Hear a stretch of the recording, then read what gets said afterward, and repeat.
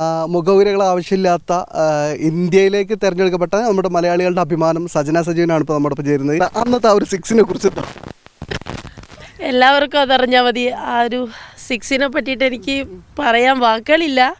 നിങ്ങൾ കണ്ടതാണല്ലോ, ഒരു debut player എന്ന നിലയിൽ അങ്ങനെ ഒരു സിറ്റുവേഷനിൽ പോകുമ്പോൾ എന്തായാലും ഒരു പ്രഷർ നമുക്ക് എന്തായാലും ഉണ്ടാവും. അത് കാണിക്കാതെ അവിടം വരെ എത്തി അത് അച്ചീവ് ചെയ്യാൻ കാണിച്ച എന്നെ തന്നെ ഞാൻ അഭിനന്ദിക്കുന്നു.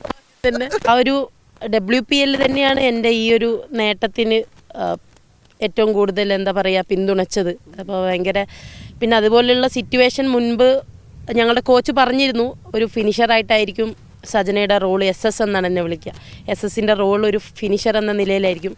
അറ്റ്ലീസ്റ്റ് ഒരു 5-10 ബോളേ കിട്ടുള്ളൂ. ബട്ട് എനിക്ക് ആ മാച്ചിൽ കിട്ടിയതാകെ ഒരു ബോളായിരുന്നു. ഇപ്പം പിന്നെ ഉള്ളതെന്ന് വെച്ചാൽ എനിക്ക് പ്രൂവ് ചെയ്തേ മതിയാവുള്ളൂ എൻ്റെ ടാലൻറ്റ് അങ്ങനെ ഒരു പ്ലാറ്റ്ഫോമിൽ. അതുകൊണ്ട് വേറെ വഴിയൊന്നുമില്ല, കിട്ടിയാൽ കണ്ണടച്ച് പൊട്ടിക്കുക എന്നുള്ള രീതിയിൽ തന്നെയായിരുന്നു. അപ്പോൾ പ്രൂവ് ചെയ്യാൻ പറ്റിയതിൽ വളരെയധികം അഭിമാനിക്കുന്നു. തന്നെ മാനന്തവാടിയിൽ നിന്ന് കൃഷ്ണഗിരി സ്റ്റേഡിയം ഒക്കെ ഉള്ളത് കൽപ്പറ്റ അങ്ങെത്തണം, ഒരുപാട് ദൂരമുണ്ട്. പിന്നെ അച്ഛനൊരു ഓട്ടോ ഡ്രൈവറാണ്. ഒരുപാട് പ്രതികൂല സാഹചര്യങ്ങളിൽ നിന്ന് സജന ജോലിക്കൊക്കെ പോയിട്ടുണ്ടായിരുന്നു, കേട്ടിട്ടുണ്ട്. ഇങ്ങനൊരു നേട്ടത്തിലേക്ക് എത്തുമ്പോൾ ഒരുപാട് സ്ട്രഗിൾ ചെയ്തിട്ടുണ്ട് അല്ലേ? തീർച്ചയായും ചെയ്തിട്ടുണ്ട്. പിന്നെ വീണ്ടും പറയുമ്പോൾ എല്ലാവർക്കും ഒരു എന്താ പറയുക സ്ട്രഗിൾ എന്തായാലും ഉണ്ടായിട്ടുണ്ട്. ഇപ്പോൾ ട്രാവലിംഗ് ചെയ്യേണ്ടതാണെങ്കിലും കൃഷ്ണഗിരി വരെ പോയിട്ട് തിരിച്ചു വരേണ്ടതാണെങ്കിലും നൈറ്റ് പിന്നെ കേരള ക്രിക്കറ്റ് അസോസിയേഷൻ്റെ മാച്ചസിനൊക്കെ പോയിട്ട് വരുമ്പോഴാണെങ്കിലും ഒരുപാട് സ്ട്രഗിൾ നമ്മൾ ചെയ്തിട്ടുണ്ട്. അപ്പോൾ വയനാട്ടിൽ എത്തിപ്പെടുക എന്നത് തന്നെ വലിയൊരു സ്ട്രഗിളാണ്. അപ്പോൾ പിന്നെ ഒരു ക്രിക്കറ്റ് ഒരു പാഷനാക്കി എടുക്കുമ്പോൾ പിന്നെ സ്ട്രഗിളെല്ലാം നമുക്ക് നല്ലതിനാണ്. അങ്ങനെ ഒരു എന്താ പറയുക വിശ്വാസമാണ്. ഒരിക്കലും മടുപ്പുണ്ടായിട്ടില്ല, ഈ സ്ട്രഗിളിനോടൊന്നും ഒരു മടുപ്പുണ്ടായിട്ടില്ല. നല്ല ഒരു നാളേക്കായിട്ടാണ് എന്നുള്ളൊരു പ്രതീക്ഷയായിരുന്നു. അപ്പോൾ ഈ സ്ട്രഗിളെല്ലാം ഓരോന്നോരോന്നായിട്ട് എന്താ പറയുക എൻജോയ് ചെയ്യാൻ തുടങ്ങി. ആദ്യം അതൊരു സ്ട്രഗിളായിരുന്നു. പിന്നെ അതുമായിട്ട് യൂസ്ഡായി വരുമ്പോൾ കുഴപ്പമില്ല. ഇപ്പോൾ കിറ്റും എടുത്ത് 1 മണിക്കൂർ 1.5 മണിക്കൂർ കൃഷ്ണഗിരിയിലേക്ക് യാത്ര ചെയ്യണം, നല്ലൊരു ഇതിനാന്ന് വിചാരിക്കുമ്പോൾ പിന്നെ അതെല്ലാം അങ്ങോട്ട് എന്താ പറയുക അത് എൻജോയ് ചെയ്യാൻ തുടങ്ങി. പിന്നെ അങ്ങനെ വലിയ ആ ഒരു മനസ്സ് തന്നെയാണ് ഇപ്പോൾ ഈ ഒരു നേട്ടത്തിൻ്റെ നെറുകയിൽ സജനയെ എത്തിച്ചിട്ടുള്ളത്. എന്തായാലും ഒരു വലിയൊരു പ്രളയം നടന്നിരുന്നു. ആ സമയത്ത് സജന ക്രിക്കറ്റിൽ അതൊരു ഘട്ടമായിരുന്നു സജനേൻ്റെ. ആ സമയത്ത് ബാംഗ്ലൂരിലേക്ക് പോകുന്നുണ്ട് ഒരു കിറ്റൊക്കെ എടുത്തിട്ട് കുറച്ച് ഡ്രസ്സും എടുത്തിട്ട് അല്ലേ? എങ്ങനെയായിരുന്നു ആ ഒരു സമയമൊക്കെ ഓർക്കുന്നത്? പ്രളയം അത് ഫസ്റ്റ് എക്സ്പീരിയൻസ് ആയിരുന്നു. കഴിഞ്ഞ ഒരുപാട് ശരിക്കും പറഞ്ഞാൽ അവിടെ ഇവിടെയൊക്കെ വെള്ളം കയറുമ്പോൾ അയ്യോ ഞങ്ങളിവിടെ വെള്ളം കയറി നല്ല രസമായിരുന്നു, അങ്ങനത്തെ ഒരു മൈൻഡായിരുന്നു. പിന്നെ വെള്ളം കയറി കഴിഞ്ഞപ്പോഴാണ് ഇതിനെ പറ്റിയിട്ടുള്ളൊരു ബുദ്ധിമുട്ട് അറിഞ്ഞത്.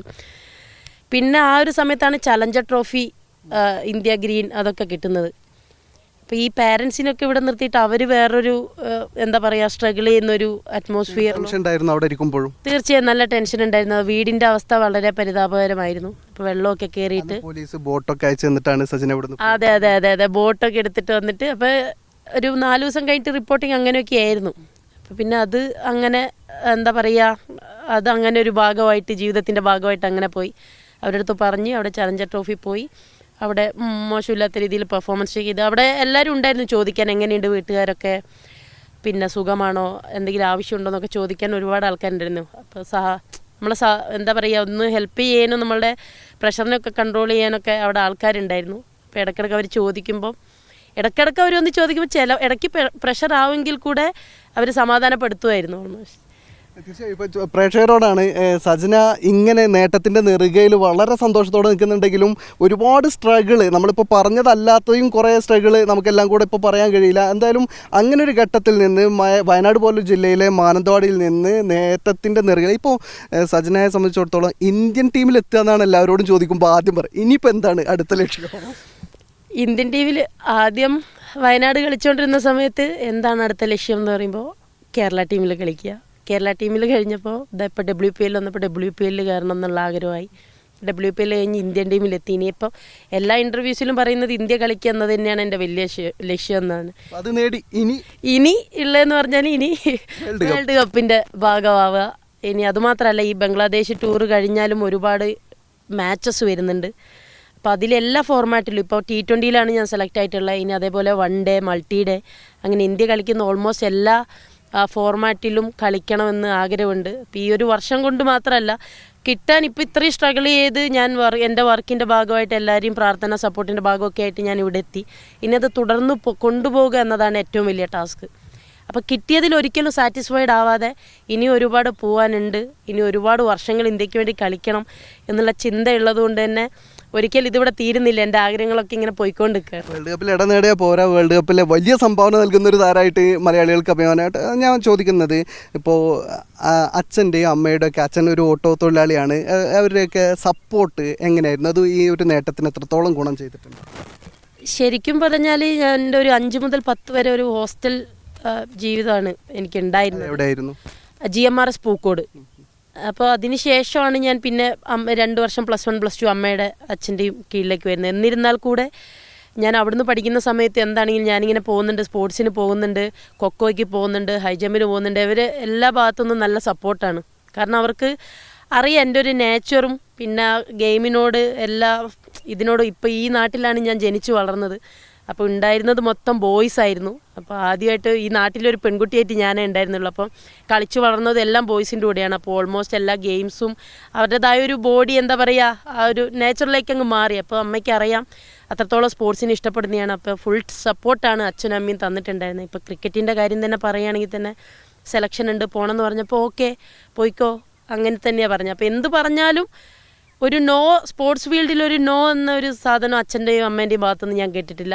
അവർക്കറിയാം ഞാൻ എന്ത് ചെയ്താലും ഒന്നില്ലെങ്കിൽ നേടിയിട്ട് വരും, അല്ലെങ്കിൽ ഇല്ലെങ്കിൽ അടുത്തത് ഞാൻ നോക്കും എന്നുള്ളൊരു വിശ്വാസം ഉണ്ടായിരുന്നു. അപ്പോൾ എന്തായാലും അങ്ങനെ ഒരു ഇതിലാണ് അവൾ എന്നെ വളർത്തിയത്. തീർച്ചയായും. ഇപ്പോൾ എന്തെങ്കിലുമൊക്കെ നമ്മൾ ചെറിയ കുട്ടികളൊക്കെ എടുത്ത് കളിക്കുമ്പോൾ അത് മാറ്റി വെച്ച് പഠിക്കടാ എന്ന് പറയുന്നിടത്ത് നിന്ന് കളിക്കാൻ ടാലൻ്റ് ഉള്ള ഒരാളെ സംബന്ധിച്ചിടത്തോളം കളിക്കാൻ വിടുക, അതാണ് ഇപ്പോൾ ഈ സജനയെ എങ്ങനെ എത്തിച്ചിരിക്കുന്നത്.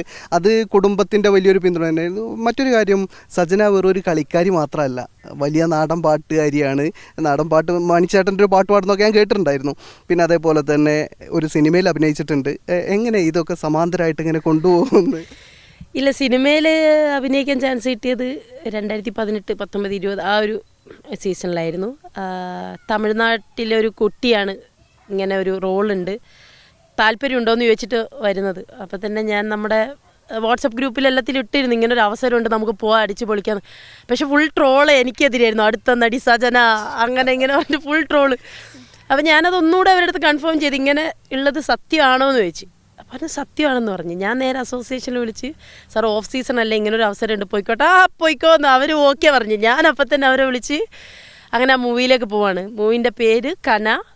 അത് ക്രിക്കറ്റ് റിലേറ്റഡ് ആയിട്ടുള്ള മൂവിയാണ്. ഒരു ഗ്രാമത്തിൽ നിന്നുള്ള കുട്ടി ഇതേപോലെ വേൾഡ് കപ്പ് അച്ചീവ് ചെയ്യുന്ന ഒരു കഥയാണ്.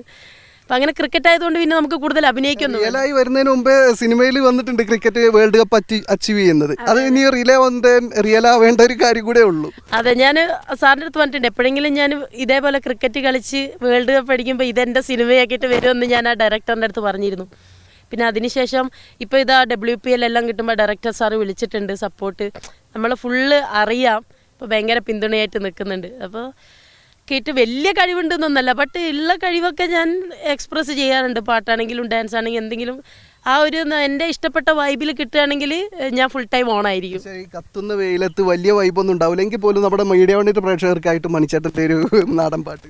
മണിച്ചേട്ടനെ പറ്റിയിട്ട് ഓൾറെഡി പറഞ്ഞ പോലെ മുംബൈ ഇന്ത്യൻസിൽ പോയപ്പോൾ ഒരു ഇൻട്രാക്ടിങ് സെഷൻ വന്നു. അപ്പോഴാണ് ഇങ്ങനെ അവരെന്തെങ്കിലും പറയാൻ വേണ്ടി, അപ്പം ഞാൻ ചോദിച്ചു അവിടെ ആരെങ്കിലും മലയാളികളുണ്ടോയെന്ന്. അപ്പോൾ അങ്ങനെ പറഞ്ഞപ്പോഴാണ് മലയാളികൾക്കായിട്ട് ഒരു പാട്ട് പാടാൻ വേണ്ടി പറയുന്നത്. അപ്പോഴാണ് ഞാൻ ചാലക്കുടി ചന്തയ്ക്ക് പോകുമ്പോൾ പാടുന്നത്. അപ്പം ഇത്രയും ദിവസം ഇൻ്റർവ്യൂസിൽ ആദ്യമായിട്ടാണ് ഒരാൾ മണിച്ചേട്ടൻ്റെ പാട്ട് പാടാനെന്ന് പറഞ്ഞിട്ട് മൈക്കും കൊണ്ട് വരുന്നത്. അപ്പം ഞാൻ ഒട്ടും പ്രിപ്പയർ അല്ല. ബട്ട് എന്നിരുന്നാലും മണിച്ചേട്ടൻ എന്ന് പറയുമ്പോൾ എല്ലാ കേരളക്കാർക്കും അറിയാൻ ഇഷ്ടപ്പെട്ട, എനിക്കും എൻ്റെ ഫേവറേറ്റ് ഒരു ആക്ടറായിരുന്നു മണിച്ചേട്ടൻ. ഓടണ്ട ഓടണ്ട ഓടണ്ട ഓടണ്ട വേണ്ടി പാടാം. ഓടണ്ട ഓടണ്ട ഓടിത്തളരണ്ട, ഓമനപ്പൂമുഖം വാടിടേണ്ട, ഓമനപ്പൂമുഖം വാടാതെ സൂക്ഷിച്ചാൽ ഓമനച്ചുണ്ടത്തോരുമ്മ നൽകാം. ടാറിട്ട റോഡാണ്, റോഡിനരികാണ്, വീടിനടയാളം ചീമക്കൊന്ന. അത്രയേ അറിയുള്ളൂ.